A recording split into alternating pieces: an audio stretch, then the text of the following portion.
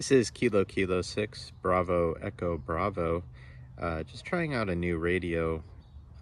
If someone's around and can give me a radio check, I'd appreciate it.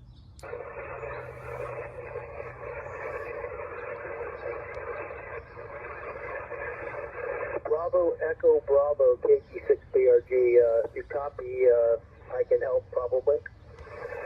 Oh, thank you so much. Yeah, just picked up an FT-991A and I was trying it. I'm portable battery power on the front lawn with a wire in the tree, and wanted to see how it's doing. You're my first contact on this radio, so I appreciate you coming back to me.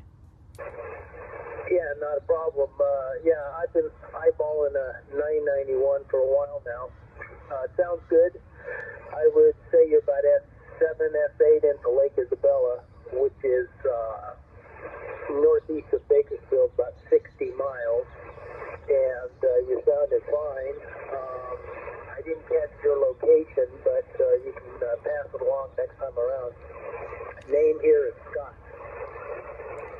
Okay, Scott, real good. Yeah, name here is Sean Sierra Echo Alpha November, and I'm only running 75 watts because I am running on a little LiPo battery, and not sure how much this thing pulls as far as amps, especially while transmitting right now. But so I am running 75 watts. I am in La Cañada, Flint Ridge. And it's just a off-center fed dipole up in the tree. It's about 30 feet high. The antenna is probably about 140 feet end to end. Back to you. Okay, Sean, I think you said La Cañada, Flint Ridge. I know that area. I used to live in LA County, so familiar where you're at. And I'm running a Yaesu FT-450 with a homebrew 40-meter dipole about 15 feet off the ground, maybe 20 in spots. So nothing too fancy here. I'm running 100 watts full power on a power supply. But the 991 sounds good. Did you buy it locally and look at it, or did you order it from one of the normal places? Your setup's doing fantastic, and I am familiar with that radio. It's a great radio, and you're S9 most of the time, and every once in a while you go to 10 over S9. So yeah, and good audio too. So all good there. Well, Scott, yeah, I've just bought it on Ham Radio Outlet, and I like it so far. I don't think I'm going to be honest with you, I'm probably not going to use the Fusion features, the Yaesu Fusion features much. I could see maybe participating in 2-meter sideband net. I believe there's a couple of those locally. That might be kind of fun to try. But I basically, long story short, my shack is under construction, doing remodeling. I had to pack up all my radios and put them away. My primary radio is an FT-DX 101MP, but like I said, had to pack everything up. And so I thought, well, I got to get really good at front lawn portable operations until this work's done, because I'm not going to have a shack. So yeah, I'm going to be front lawn with a chair and a battery for the foreseeable future. But to be honest, I kind of like this setup. This is new for me, and kind of enjoying the weather. I might change my mind this afternoon, though. Back to you. Yeah, well, it's starting to cool down, I think, everywhere in Southern California, although you guys are getting a little bit more heat wave than I am. I don't know why. Usually it's about the same. Yeah, how long is your end-fed wire? I've got an end-fed wire I use also on 80 and 60.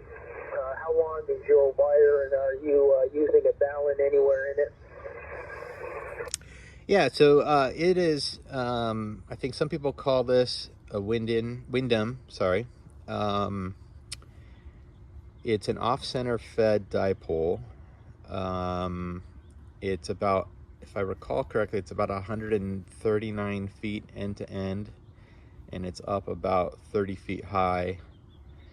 But given that it's off-center fed, one leg is significantly longer than the other. I think it might be 3-to-1 ratio between the length differential on the two ends of the radiating elements.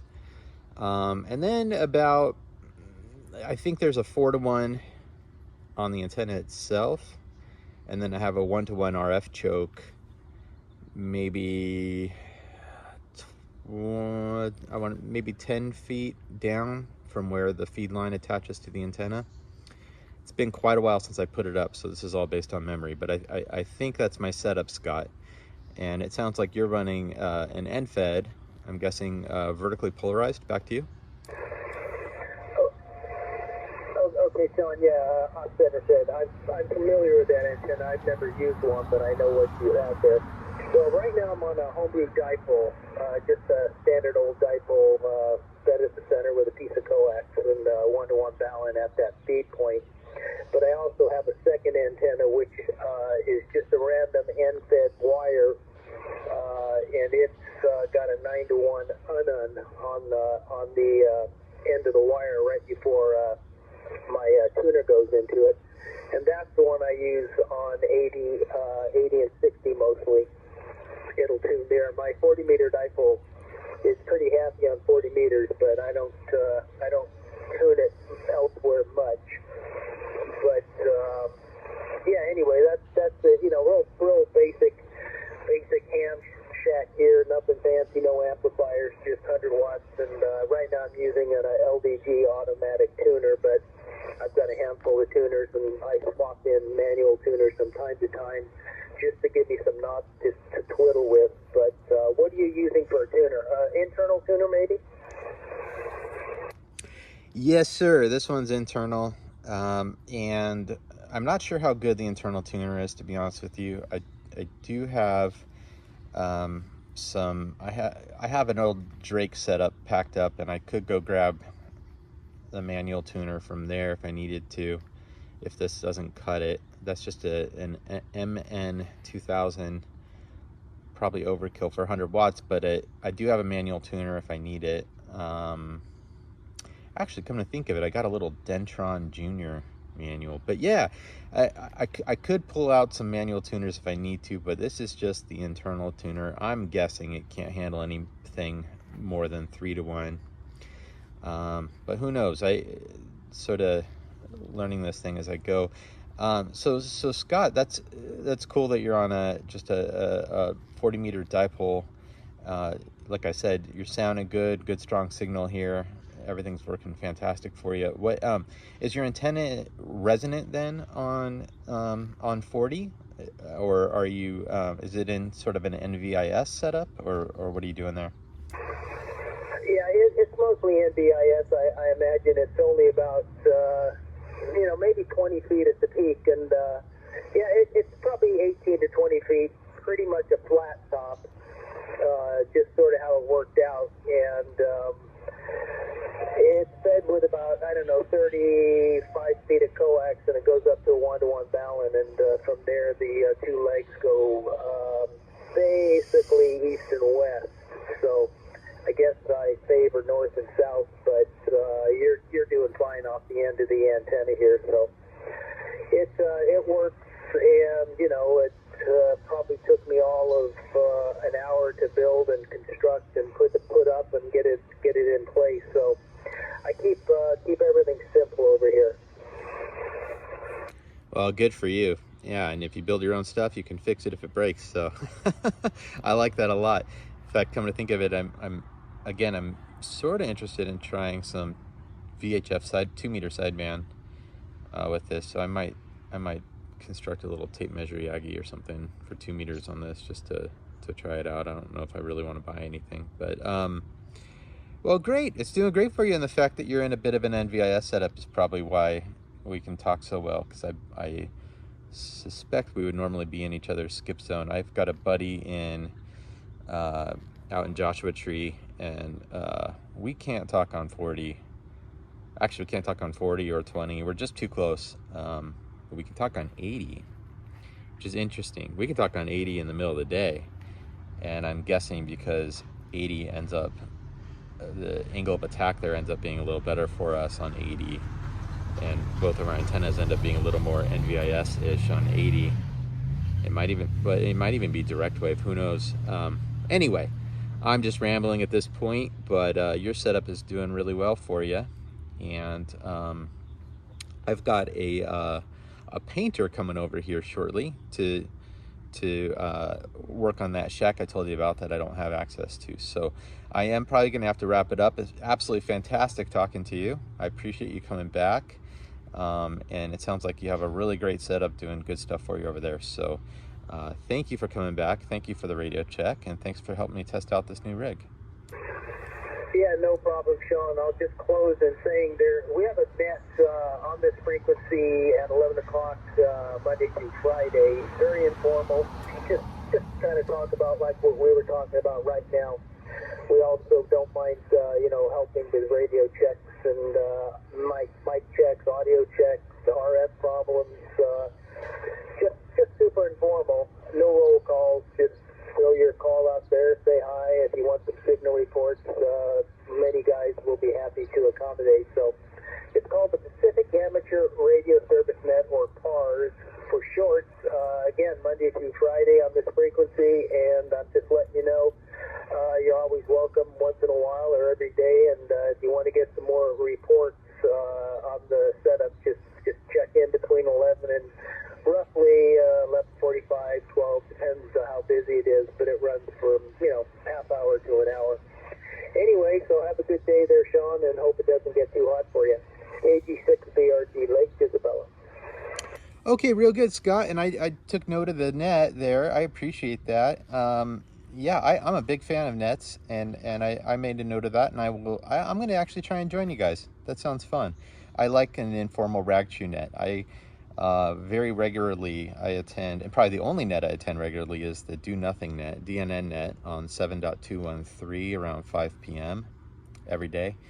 And so maybe I'll add this one to my list. I think sideband rag chew nets are my favorite kind of net, pretty informal. In fact, I spend all my free time working on a net logger piece of software called ham.live, and a lot of these nets use it. It's actually grown quite a lot, but it's like NetLogger, but it'll run on your tablet or phone or pretty much any device. So in fact, that DNN net I mentioned uses it, yeah, it's a cool piece of software. It might be overkill for your net. My guess is pencil and paper works just fine for you guys, but if you're interested in it, I'm happy to show it to you, do a little demo for you if you want. My opinion's a little biased, but I like the software. But anyway, Scott, I will let you go, and I'll plan on joining the net. That sounds like a lot of fun. All right, John. Well, I hope you can. Like I say, once in a while or every day, however it works. I've been checking into that net for over 20 years now, so it's like you described, just a friendly rag chew, and we talk mostly ham radio stuff, but we talk about cooking sometimes. You just never know where the conversation goes. We do steer away from politics, especially politics and religion. We don't talk about that, but that's for obvious reasons. Sean, let me have your call one more time, and I'll jot it down. Okay, thank you, sir. I'll jot down yours too.